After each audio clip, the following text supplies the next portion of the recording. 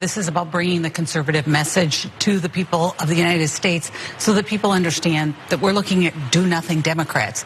So the audio of that could be any 7 seconds from Fox News, but you see there in the lower third, the conservative squad. Wait, what? I like the squad, I like spin-offs. What do you got with the conservative squad there? Well, it's this thing that they're trying to put together. A couple of candidates who are running as Republicans, those 4 women, and Fox News could not be more excited about this. Here's a bit of video explaining why the squad has formed.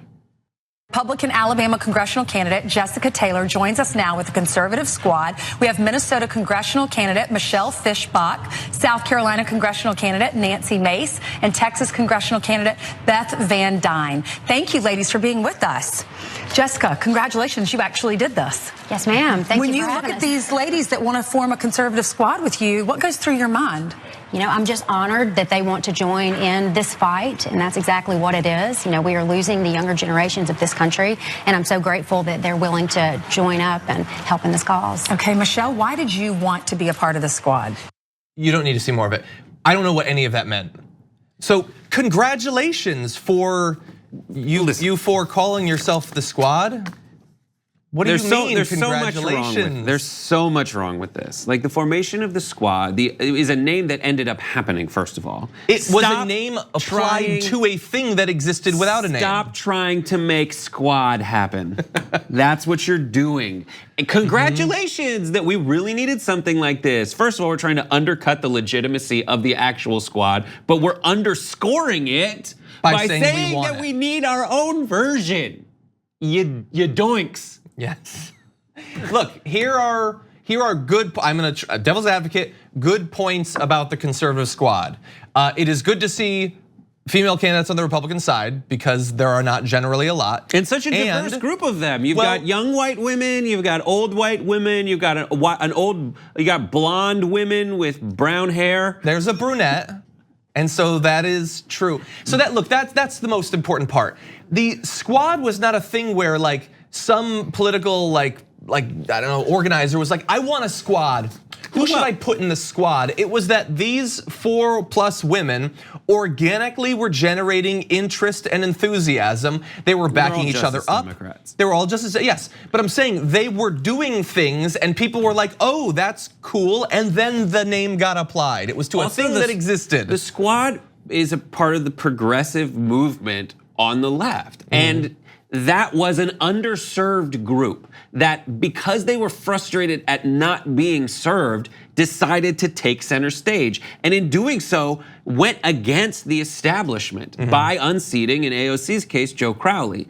What aspect of that carries over into this squad? Yeah. No. You guys are trying to message that you reach out to women too by going and casting a bunch of women. Yeah. Period. It's so transparent. It's so ridiculous. They even start like the second one from the right, as much as they say like, listen, AOC is just a bartender. What an idiot bartender. First words out of the mouth of the one on the right are, I used to be a Waffle House waitress and look how far I've come. How is it okay for her to say that, but it's not okay for AOC? I think it's right for both of them to say it. I'm fine with it too, but it's like, it undercuts its legitimacy when the origins are so cynical and transparent. Yeah, and the reason that the squad got the pickup on the left that it did was that we have had any number, literally hundreds of run-of-the-mill, replaceable centrist Democratic candidates that go into office, they get elected in the House of Representatives, and then you don't hear anything from them for literally years. They do some stuff behind the scenes to ingratiate themselves with the party,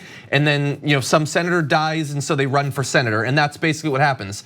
These women came in, and not only did they break records in terms of being younger or running in places and winning, a Muslim candidate winning in an area that typically doesn't, like all these things that actually made them stand out.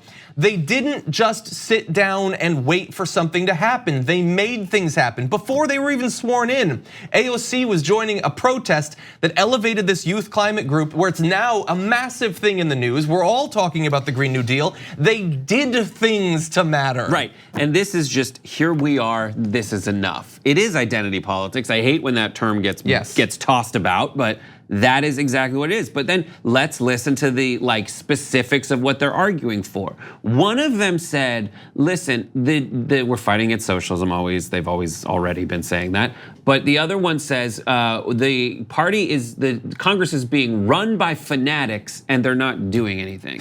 Which is it? Are they fanatics doing crazy things, or are they not doing anything? You can't have it both ways.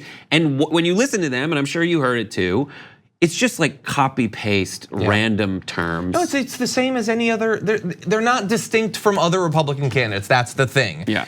So any other 4 Republican candidates, I mean, you should be the Avengers or you be X-Force. Just come up with a name for yourself because it doesn't have to mean anything anymore. Really fast, Ilhan Omar tweeted, "Imitation is the sincerest form of flattery." Which I liked. And then let's just remind you that this is not the first fake squad that someone tried to conjure up. There was also these 5 freshman congresswomen changed history by becoming unlikely leaders on impeachment. That was the centrist squad. The badasses. They were literally the last 5 people to support impeachment, but they're the lead. And have you heard anything about the centrist squad? Yes. Have you? Yes. Since then? No, they're all that they go to when they're talking about people waffling on impeachment.